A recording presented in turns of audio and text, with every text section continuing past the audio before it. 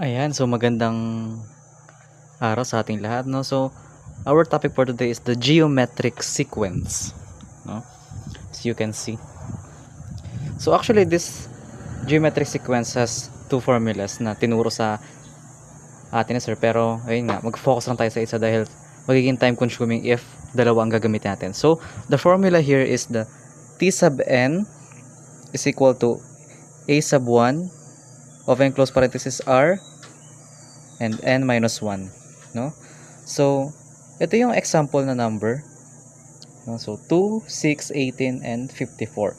So paano nga ba nakuha yung mga numbers na yan? So the first step is hahanap tayo ng magkatabing number and ipagde-divide natin siya. So 54 divided by 18 is equals to 3. So kaya nakuha yung 3 na yon. So same din sa iba, 18 divided by 6 is equal to 3 and 6 divided by 2 is equals to 3. No? So from right to left is division. So, pwede naman siyang left to right, which is magiging multiplication. So, if hahanapin natin ng next number is, i-multiply natin siya. So, 54 times 3 is equals to 162. So, yung 3 na yan is the common ratio, yung tinatawag. No? So, paano pag tinanong tayo, what is the fifth term? Example. So what is the term? So the term is the number of term. So 2, 6, 18, 54, 162. So the fifth term is 162. No? Ayan. Ganyan maghanap. Ayan ang sagot or ganyan maghanap kung ano ang term na hinahanap sa atin or tinatanong sa atin. E paano naman kung tinanong tayo what is the ninth term of geometric sequence? Pero syempre hindi tayo magpapakapagod na isa-isahin pa natin yan. So, dito na papasok ngayon yung paggamit natin ng formula. Which is, sulat natin na Tn is equal to A sub 1 and ratio or R and n minus 1. Yan ang formula na gagamitin natin. So, una, hahanapin muna natin yung mga values nila. So, ang n, which is the term, yan siya, which is the ninth term na hinahanap. Next naman is A sub 1 or basically the first term, A, no? Pag sinabing A, ayan na, first term, which is number 2. Next naman is R, which is the ratio, nasasabi kanina, which is 3. Ayan. So, ngayon, nakita na natin kung ano yung mga hinahanap nating value nila.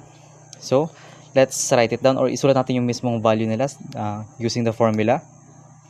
Okay, T sub n or T sub 9, yan, the ninth term na hinahanap natin is equal to A or equivalent niya is 2 open and close parenthesis ratio or R which is 3 and n minus 1 which is n natin is 9 minus 1 then close parenthesis. Okay. The first step sa pag-solve is i-minus muna natin yung nasa loob which is 9 minus 1. No? So pag sinulat tayo siya is 2 open and close parenthesis 3 and 9 minus 1 is 8. Ayan. Okay, the next step naman sa ganyan is aanuhin muna natin yung nasa loob, no? So 3 raised to the power of 8 or 3 raised to 8 is equals to what? 6,561. Ayan. Okay. Next naman, after natin makuha yung value niya or yung sagot sa 3 raised to 8 is ipag-multiply naman natin. So 2 times 6,561 or 6,561 is equal to 13,122. So, that's how you solve a geometric sequence or ganyan mo hahanapin ang ninth term or ganyan ang way kung paano hanapin ang term na pinapahanap sa atin. So, the final is the ninth term is 13,122. That is geometric sequence. Hope it helps. Thank you.